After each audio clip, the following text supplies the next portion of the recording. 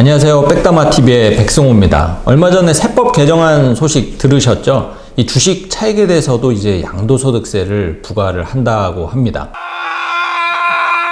이게 장기 투자자들 입장에서는 정말 하루아침에 이 억장이 무너지는 소식이라고 할 수가 있겠죠.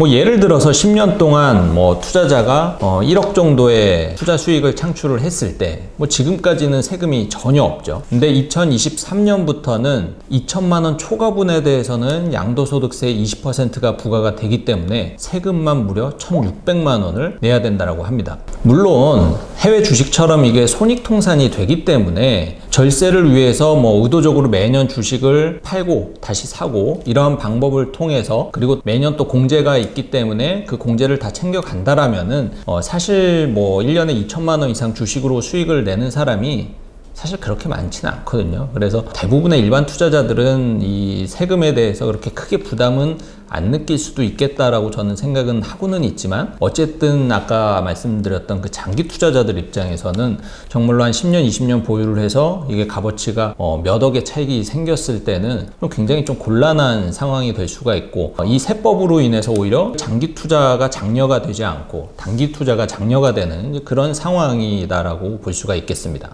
그리고 이번에 이 주식 양도소득세가 이제 시행이 되면 또 하나 문제점이 있는데, 바로 그동안에는 비과세였던 이 국내 주식형 펀드도 과세가 된다라는 점이죠. 이게 진짜 일리 없어. 하지만 다행히 이 펀드 투자를 통해서 얻는 이 수익에 대한 과세는 다행히 아직까지는 피할 수 있는 방법이 있습니다. 바로 변액보험을 활용을 하는 건데,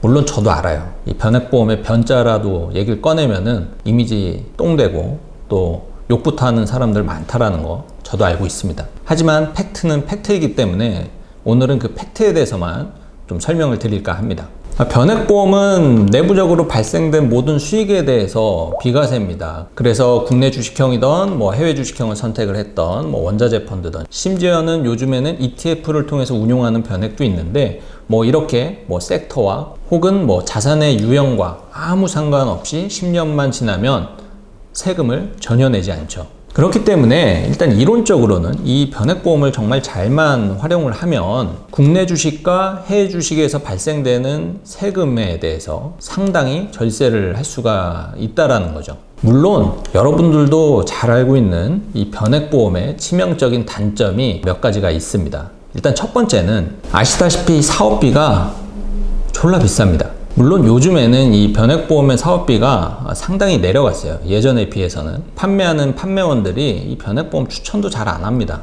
인센티브도 또 적고, 변액의 변자만 얘기하면 또 이미지 꽝 되니까는 굳이 얘기할 필요도 없는 거고, 이 변액보험을 또 팔면은 사실 돈도 안 되는데 또 관리는 또 계속 해줘야 되고, 또 거기에 대한 성과에 대해서 또 일정 부분은 책임감 같은 게 또 발생이 되기 때문에 요즘에는 사실 이런 변액보험이 시장에서는 굉장히 인기가 많이 사그라들었죠. 다만 아무리 이 변액보험의 사업비가 비싸다고 하더라도 일단 오해는 말아야 될 그 팩트 부분에 대해서 좀 설명을 드리려고 하는데, 일단 변액보험의 그 사업비 약 10%가량, 사업비 10%라고 하면 굉장히 좀 무시무시한 그 금액인데, 이 금액이 일단은 변액보험 안에 쌓여져 있는 모든 적립금에 대해서 매년 부과가 되는 게 아닙니다. 그러니까 변액보험에 1억이 있으면 매년 1,000만 원씩 뛰어가는 그런 구조가 아니고, 매달 계약한 금액에 대해서 10%예요. 그러니까는 10만 원짜리 변액보험을 가입을 했으면 1년이면 120만 원이고, 그러면 1년의 사업비는 대략 12만 원 정도를 내는 거죠. 그리고 이 또한 또 평생 부과가 되는 것은 아니고, 보통 한 7년에서 10년이 지나면은 이 부분이 대폭 내려가기도 합니다. 그래서 사실 이 변액보험도 10년 이상 꾸준히 장기간 유지를 하면은 비과세 측면, 그리고 이 사업비 측면에서 일반 펀드보다도 어떻게 보면 좀 매력적인 부분이 생기는 것도 사실이에요. 그리고 두 번째 아쉬운 점은 이 변액보험이 이 다양한 펀드를 갖추고 있어야 운용하기가 효과적인데, 이렇게 다양한 펀드를 갖춘 변액보험은 사실 흔치 않습니다. 사실 펀드를 통해서 투자를 계속 해나가려면은 굉장히 다양한 지역에 대한 것과 혹은 자산 유형에 대한 것들 그리고 섹터에 대한 것들이 필요한데, 그러려면은 국내 주식형은 뭐 예를 들어서 가치주, 성장주, 배당주, 인덱스 이런 이제 펀드 유형이 필요하고, 채권형도 뭐 MMF, 단기 채권형, 국공채, 그리고 해외 채권, 뭐 하이힐드 채권 이렇게 좀 다양한 채권도 또 필요하고요.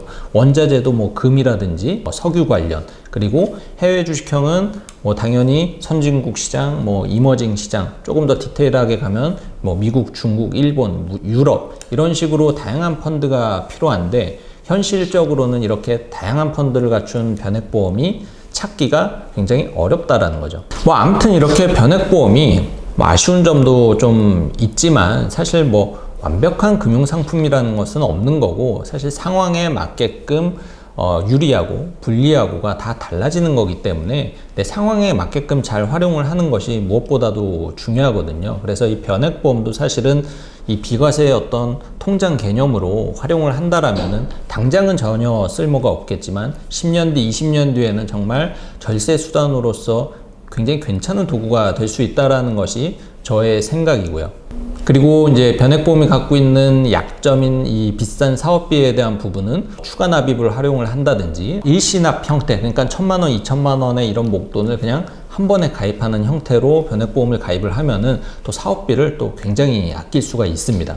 다만 지금은 이 변액보험도 뭐 예전처럼 뭐 이렇게 한도 없이 계속 돈을 넣어서 뭐 무한정 비과세 혜택을 받을 수 있는 것은 아니고, 월 납입 상품은 한 달에 150만 원, 그러니까 1년 기준으로 1,800만 원까지만 돈을 넣을 수가 있고, 일시납 형태로 가입을 할 때는 최대 1억까지밖에 비과세 혜택이 주어지지 않는다라는 점도 잘 알고 계셔야 됩니다. 그리고 좀 전에도 말씀을 드렸지만 모든 보험사의 모든 변액보험이 다양한 펀드를 갖추고 있는 것은 아니기 때문에 변액보험에 대해서 좀 관심을 갖고 가입을 하고자 하시는 분들은 꼭 명심을 해야 될 게, 내가 가입할 변액보험의 펀드가 과연 몇 가지가 있는지, 그리고 그 수가 문제가 아니고 또 얼마나 다양한 지역과 섹터를 커버할 수 있는지도 꼭 살펴보시고 가입을 고민하셨으면 좋겠습니다. 네, 오늘은 앞으로 다가올 이 주식 양도소득세에 대한 절세 방안으로 이 변액보험에 대해서 좀 설명을 드렸는데, 그러니까 너무 색안경만 끼지 마시고 그 상품이 갖고 있는 특징을 잘 찾으면은 충분히